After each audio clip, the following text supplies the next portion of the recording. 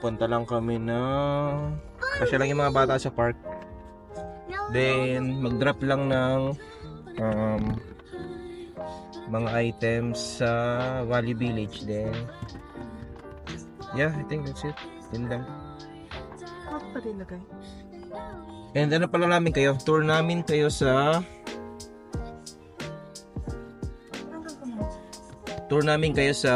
ano, for sale properties dito sa Windsor. Mga sample properties kasi sobrang mura dito. And yeah, baka maisipan nyo mag-move or para may options kayo, di ba? If you're thinking of moving sa Alberta or sa other provinces, at least may option kayo to stay here na lang sa Ontario. Or if you're from other provinces, pag gusto nyo mag-Ontario, yeah, dito sa Windsor, maraming mura, sobrang mura. And kinaganda, hindi ganun kalamig. And malapit sa US. Yeah, if you're a citizen na or PR na papuntang citizen, di ba 3 years lang naman citizen na kagad. So may option ka kagad na magpunta ng US, mag-grocery, mamasyal doon. Kasi katabi lang mismo yung Detroit. So, accessible siya. Subscribe. Hoy, chat, ano sabi ni Tito Jeff? shoutout ka muna kay Tito Jeff mo. Hi, say hi kay Tito Jeff. Hi, Tito Jeff. Ella, what will you say? Hi, Tito Jeff. Thank you for subscribing. Yun lang, sige, pasyal namin kayo mga boss.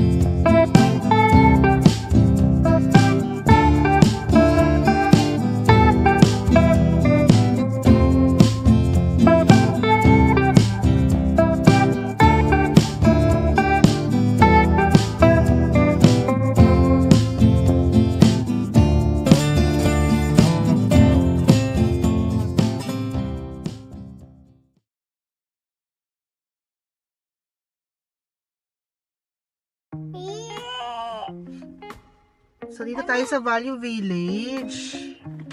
I-drop namin yung, i-donate namin yung mga old clothes. In exchange, magbibigay sila ng coupon ng 20% discount.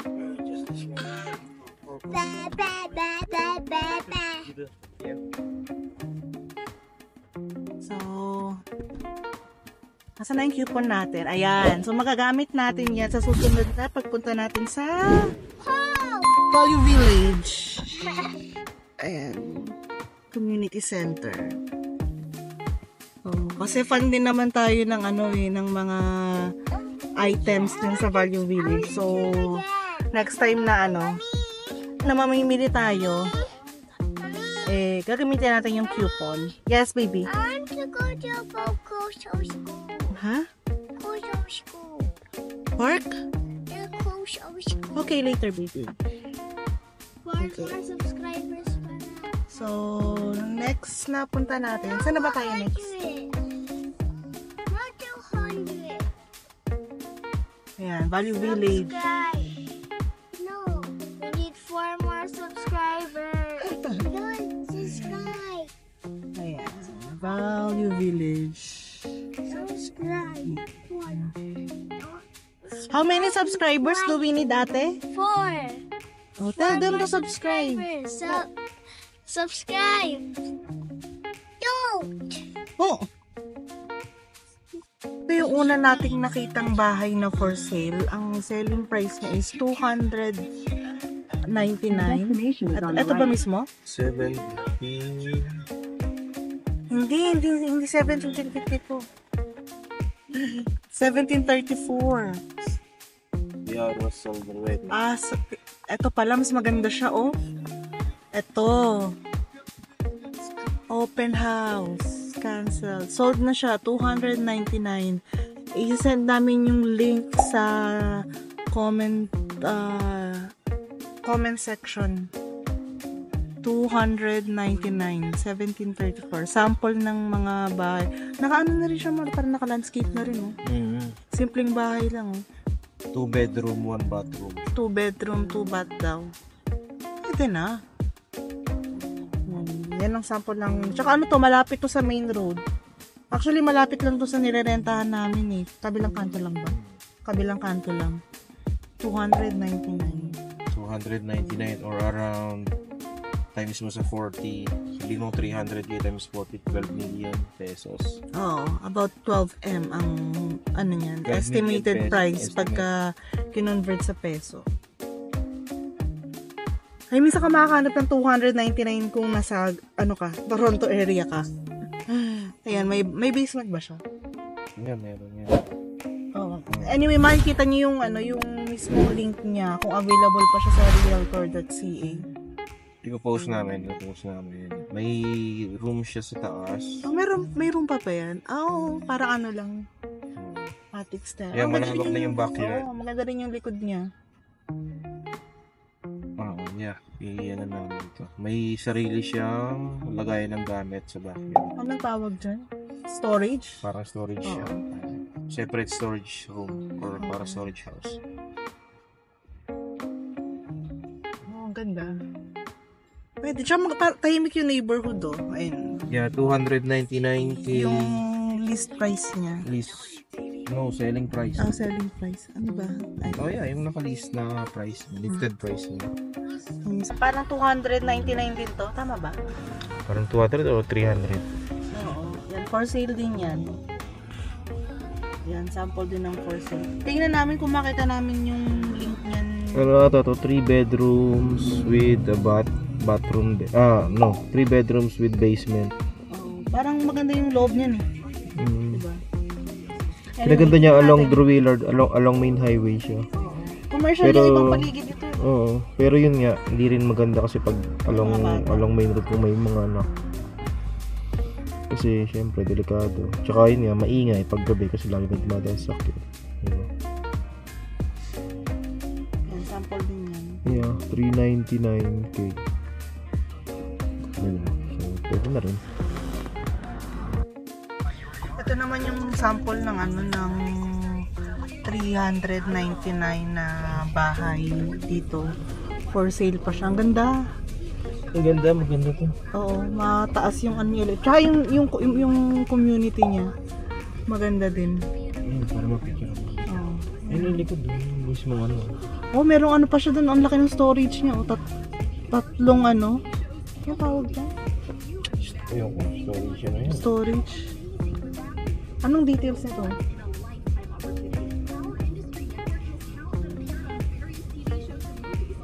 Tsaka mukhang ayos na yung basement niya, oh.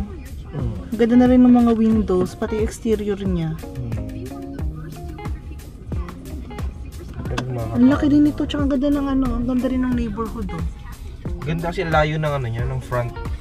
Malayo siya from the main. Yung bahay malayo sa road mismo. Oo. Ito, tingnan natin siya mismo. Ang luwag pa ng likod, oh. Oo, sa kanya kasi nakano. Oh, ang laki. Ang laki, may puno pa, oh. Oo, Ang okay sa likod. lawak. Ang lawak. Ang lawak pa niya, oh. Kasi parang isang bahay. Yeah, siguro around 400 square meters. Maybe. Hindi more To than. 500. Nakikita mo dun sa details. Ang ganda nung, ang laki niya, no? May basement din siya kasi kita mo yan, yung bintana. Oo. Papakita na din namin yung link nito. Ang ganda. I mean, labas lang yung nakita namin, ah. Pero kasi kailangan i-schedule yan ng tawag dito. Ang viewing. Sige, anong details? Ano mo? Pag naka-view tayo na 3 bedrooms, 1 bathroom. Oo. Ano, makikita mo yung square meter eh. Square feet siya, square feet. Land size. Ito, 198 by 200. 200 by 70. 200. Lawak eh. 14,000 square feet. 14,000 square feet. Confident mo ito. Hindi ako magaling convert. So around 13, 13. 1,300? 1,300 square meter. Ang laki. Pinakasulit na ano eh. So 399. Kasi yung pinagandang layo ng front niya. Oo nga eh. Tsaka ano, ang ganda ng neighborhood din, no? Ang ganda ng neighborhood.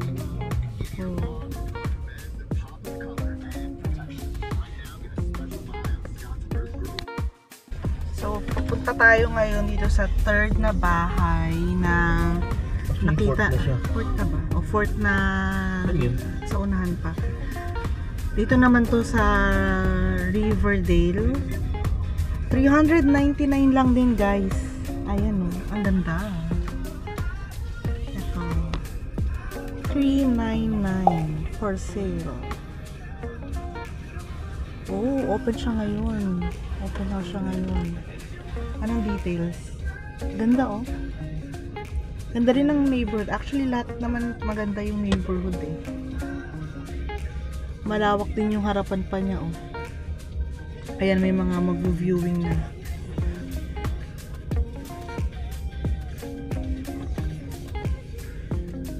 Ayan na, open house. 3 plus 2 bedroom. Oh, so 5 bedroom to. Oh, baka may 2 sa baba. Oh.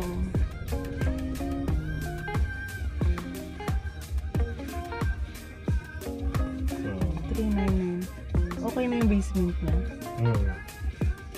May picture. Naka-finish na rin yung basement nito kasi... Finish lahat eh. Hindi. Ano siya? Hindi finish yung basement. Hindi finish yung basement. Ang ganda naman may porch. Pero may ano yung labas niya. Ayos na. Ayos na yung labas. Yung likod may pool din. Ay, may swimming pool siya, guys. Oh, 399 yung may swimming pool na. Isang dami yung link.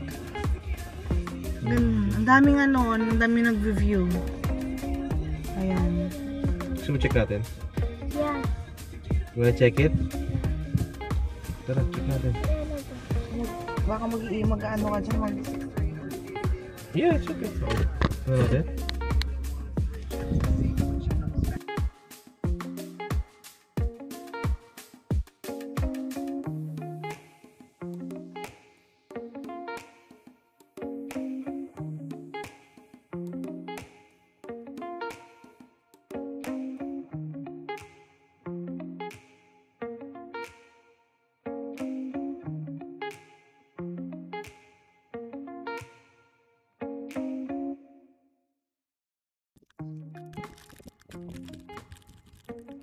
Yun. Afternoon mga boss. Dito kami sa park today with the kids. Yeah, nag-ikot kami kanina. Yun nga, yung mga bahay. May 4 kaming nadaanan.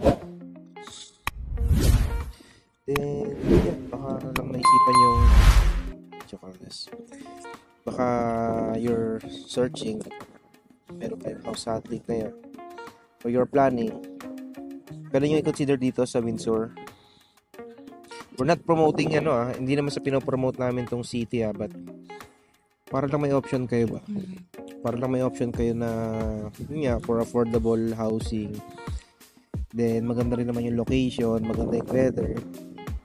Sa Ontario pa rin kayo? Sa Ontario pa rin kayo. Diba?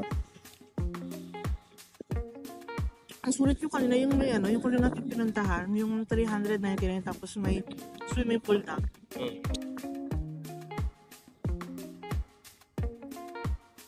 Tsaka 5 bedroom na siya. Anyways, yeah. Ano ba? parang, yun nga, if you're planning to buy a house, then, niisip nyo, pupunta ng Alberta, Ibang province. for kahit anong provinces man yan, or anong province man yan. Especially if you're from Ontario, maybe, yan na, maganda i-consider nyo rin dito sa Windsor. Kasi hindi lang siya masyadong napag-uusapan itong city na to. Because, syempre, nandiyan laging Toronto, sa Ontario nandiyan laging Toronto, GTA, Ottawa. Yan yung malalaking cities eh, yung mga kilala eh. Pero itong Windsor, hindi masyado. But yun nga, Ilan ba population nito? Nasa 300%. 300 ata siya ngayon. And yun, kaharap lang mismo yung Detroit. If you're a citizen na anytime pwede kayo pumunta ng Detroit. And yun nga, if you're pwede kayo mag-action or may budget pang uwi ng Pilipinas, pwede nyo gawing way ito. Sa Detroit kayo sa Skype ng aeroplano. Mas mura. Mas muna kasi yung pamasahe. Mas mura pa ba? I don't know. Hindi ko alam ano bang meron. Bakit mas mura pagdadaan ng US. Even yung kay tita, kakauwi niya lang last nakarang araw. Pagdadaan ng US, mas mura talaga. Pamasahe. Parang yung nakuha namin is around 9, kulang-kulang 1K. Kulang-kulang 900K. Pero pagdadaan ng US, around 700 lang ata, 600. Mas mura pa yan pag sa mismo sa US. So, yun. Pwede nyo rin consider yung mga ganong ano. And yun nga, Detroit kasi malaking city rin yan. Maraming in-offer dyan. Actually, dyan may Jollibee. Alam ko, may Jollibee yan sa Detroit. Sa Windsor, wala eh. Actually, nag-iisang Pinoy store, yung Tropical Hut Philippines Cuisine, in-offer niya. Nag-close pa. Hindi na namin Nag-close siya, hindi na namin actually nabutan namin siya pero parang 2 weeks na lang siya tapos nag-close na rin agad. Hindi na tayo nakapunta mismo. Hindi kami nakabili. But yun nga sa Detroit, maraming ano ron. Can you play baseball? Wait lang, baby. Ayun, yun lang for today's topic. Yun nga, yung mga bahay lang. Share lang namin sa inyo para, syempre, di ba? Options or kung interested kayo dito sa Windsor, ano bang mga itsura ng mga lugar dito, mga bahay dito. If you wanna know anything about Windsor, naka 1 year na rin na kami. Mag-1 year. Or mas a year na rin naman kami rito. Ala! So, pwede namin masagot kung ano nang kaya namin based sa almost a year namin dito. So, kaya tanong lang kayo mga boss. Kumain na lang. Although may magbabalik na kami kasi sa Toronto this July. So yun, sinishare lang namin to Windsor pero yun nga, definitely in the future kung bibili kami ng bahay, baka Consider pa rin natin po. i-consider pa rin namin bumili ng bahay dito kasi nga mura. And syempre, hindi na kami baka malamang hindi na kami halis ng Ontario. But for now, kailangan may mga personal reasons kami bakit kami babalik ng Toronto sa ngayon. And hindi naman ibig sabihin is hindi namin nagustuhan dito sa Windsor. May mga personal reasons lang talaga na kailangan namin i-consider, lalo may mga bata. Consider namin nun, but with what had happened, kailangan na consider ulit, mag-adjust ulit. So yun. Kung may mga questions kayo mga boss, tanong lang kayo or tanong kayo sa FB page namin, Toy Canas Adventures lang din. Then share namin kung anong yung mga experiences namin tsaka sagutin namin kung anong kaya namin. Oo, based sa experience namin dito sa Windsor. Yeah, even sa 2 years 2 years kasi kami, almost 2 years din kami sa GTA sa Toronto. Then almost a year na kami rito sa Windsor. So kulang-kulang 3 years na rin. So I think enough na rin yun sa mga experience. Although syempre marami pa rin kami hindi na experience talaga. But yeah, kung ano lang kaya namin sagutin. Alright? So yeah, that's it for today. And yeah, bye-bye. Inyo talaga bata.